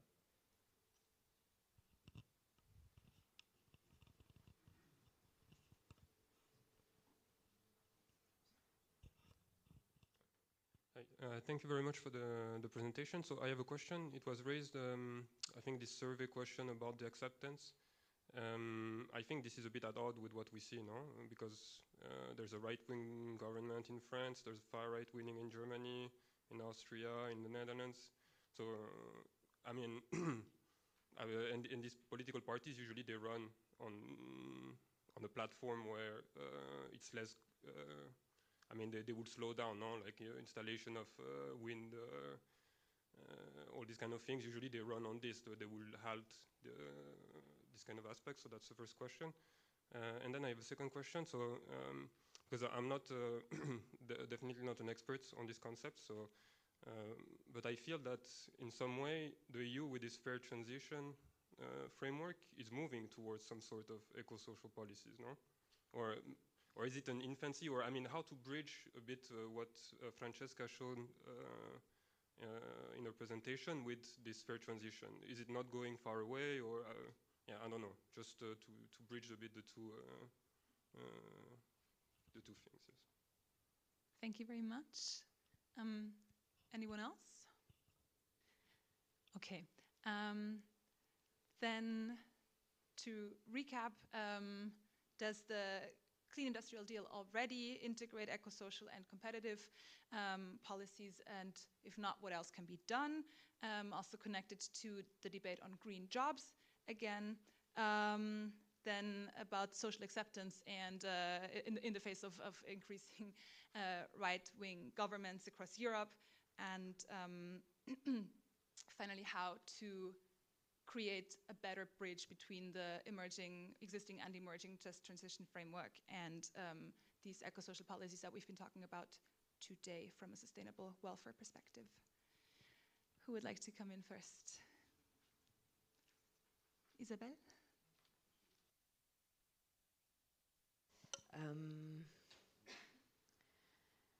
Make green jobs more attractive. I would say that the initial proposals I explained about having few social and environmental conditions tied to public support to companies is a way to make these companies the best in class and ultimately get more from the economy. Because, for example, just looking at public procurement, it's 14% of the EU GDP. So it's a massive amount of money. If that goes only to companies that respect basics, I mean basic, it's not the right term, but the most important social and labor rights, collective bargaining, etc., it means the wages will be living wages, it means the social conditions will improve, and those companies will also be the best in class from an environmental perspective, because we would have the resource efficiency, energy efficiency, renewable. So that's one thing. And then there is also, we didn't speak a lot about taxation. Indeed, you referred to that, but it's clear that taxation has a big role to play to give the right signals to the market. And speaking about circular economy, there are taxation initiatives to make sure that externalities, so pollution, extracting resources, costs more in the production process than when you use recycling and you use less of those materials. So there is certainly a role also for taxation on this. On how to, how to make sure policy making delivers on eco-social, I believe there has been giant steps, including the unit Alessia is working in, to propose impact assessments of policy proposals that look at the social, employment and distributional impacts of proposed policy measures. This is really important in the framework of the green transition and beyond. And I would also like to say one word about the so-called simplification agenda for the sake of competitiveness. As you said, we hear a lot that we will simplify regulation. Some say that it means deregulating. And there again, I mean, we need an ecological, social lens there. I mean, if it's less paperwork for companies by digitalizing, by streamlining, by harmonizing reports, fair enough. If it's less paperwork for companies with adverse social and environmental impacts, lowering the protections, lowering the standards, that's a no-go for us. So this eco-social, it's not just about policy making, but also policy dismaking, if I can call it that way. Okay, if we go in order. Lots of really interesting, thought-provoking questions, so I'll try to bring them together. On the competitiveness, I just second what Isabella said. Like, it's fully, I don't, and it's still hard for me to understand how come the social and the ecological are always at the service of economic growth and competitiveness and not the other way around. And I'll come back to this and to explaining the why.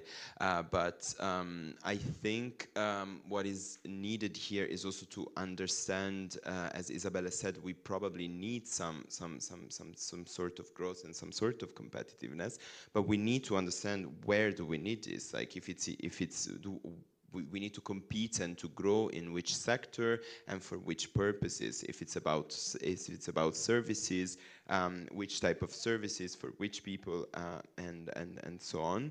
And this speaks also about the green jobs question, which I very much agree with the different questions that have been raised. It's really just precarious and not good quality jobs, which not only makes it unappealing, but it makes it socially really, really weak. So I think we have to define also what are our social goals when it comes to the labor market, if it is about productivity of labor or rather workers' rights.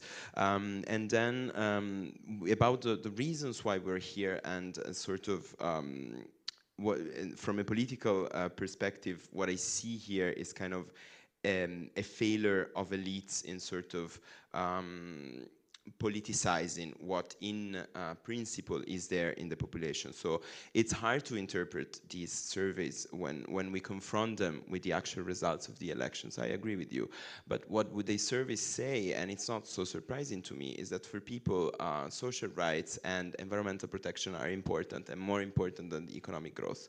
This is something that's not so puzzling to me. What is puzzling is how this is not translated into policy making. And I think that this, again, is to do with the failure of elites in creating another alternative to sort of the status quo and the anti sort of green backlash type of agenda, or the one that sort of wants to move forward with transformations with leaving actually people behind. And I think there's a lot of potential there for political actors to mobilize.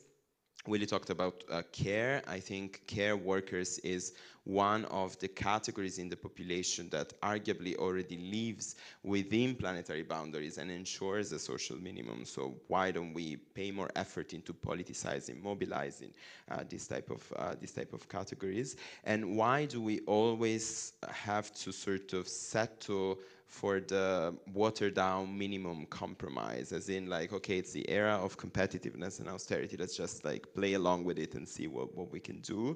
I think in this sense, conflict could be a positive thing if it's democratic conflict, if it's really structured, but we need more politicization of these issues, because I mean, if we don't do it from the start, then it's going to come with the farmers' movements and so on. And the last word, and I'm sorry if I'm taking too long, it's about the question of whether we already have we're already moving towards an eco-social policy agenda. I think, as I said before, that it's some foundations are already there, and of course the work that that Alessia's unit have been doing, and I'm not just saying it because you're in the room with me, but it's been really, really brilliant and really, really important. But of course there's also other forces that are pushing against it. So in a way, this other concept from political science is path dependence. So we're seeing that some of the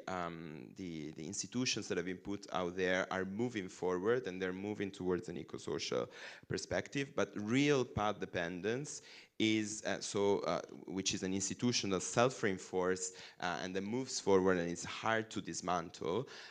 You have that only when you establish a set of beneficiaries in the population that then would mobilize politically the moment you dare to bring down the policies that you put forward. And right now, although they're moving in the right direction, the Just Transition Fund cannot really do that. It's really a bit detached from the population. I would argue that if somebody is to dismantle this fund tomorrow, not that many people will mobilize in this core region against this thing. So we need to reinforce it precisely to create this path dependence and to create a subset of the population that would defend these policies. Given that we are already noon, I will just pick up on the job quality question and on the green jobs. By the way, I will be very interested to see the result of your work.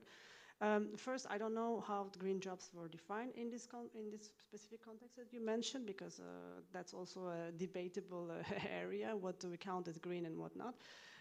But then you mentioned that you look at the wages as an attraction kind of for workers.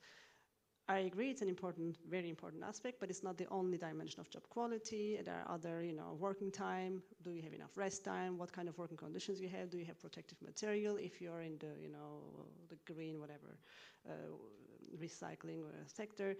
So all these other aspects, that enter into the job quality dimension, I think should be considered like as a whole package, and then whether they are good quality or not, that's to be decided. So I would, again, repeat my appeal to have more data on that, this kind of dimensions, so that we can measure them and talk around the facts.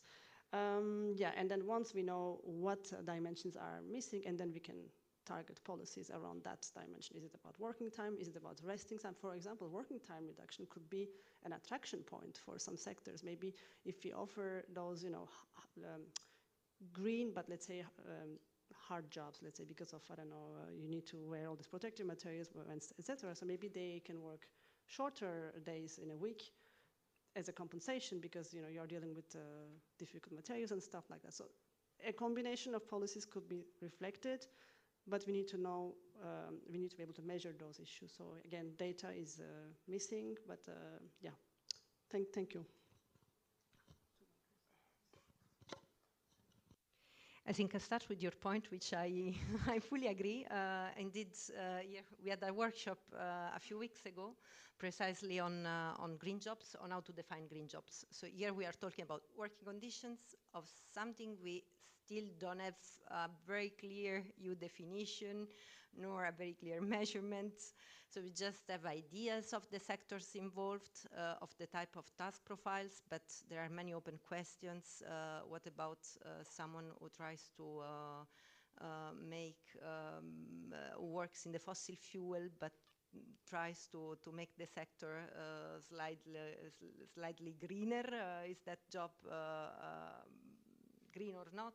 So it's really, there is also an issue of measurement. How do we define these sectors? Again, lack of data, but I don't want to repeat myself. At EU level, we really don't have enough granular data to look at these issues. So in this context, talking about working condition is quite complex, as we don't have that much evidence. You know probably that the OECD has published recently their employment outlook around these topics, very useful. And we see indeed that the job opportunities in the green transitions are very unevenly distributed, also when it comes, we told about regions and so on geographically, but also when it comes to skills groups. So there are some of these jobs that have very good working conditions, very highly paid and good working conditions. And then we have some other jobs that are key in the green transition that are at the opposite side of the spectrum. So what do we need? I mean, it may sound very little. We want more policy action, but first we need to understand what we are talking about to really be able to define these jobs. And to understand what are the conditions, whether the standards are met or not, and then to design the best policies. I think some of the instruments in this, we already have the minimum wage directive, which, it's a very important step, a very big achievement under Commissioner Smith. Now we have the quality jobs roadmap. So I think more can be done for sure in this area, and hopefully will be done. And on the issue of competitiveness, I would just like to recall that under the 2040 climate target communication, which, as you know, aims at reducing greenhouse gas emission by 90% by 2040. We welcomed very much the fact that sustainable competitiveness and just transition, both of them, have been considered as two equally important enabling conditions for the green transition. So we think this is also in the light of the Green Deal Industrial Plan, which of course will also it's also will operate in the spirit of the social market economy and making it stronger. Thank you so much.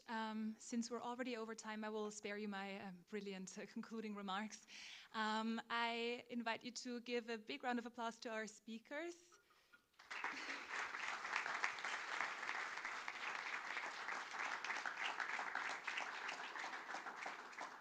Thank you very much to all of you for participating very actively. And now, very Austrian times, I'm Austrian, for lunch, we have some sandwiches downstairs. And I hope many of you will stay and still discuss these very interesting topics of today. Thank you so much again, and see you downstairs.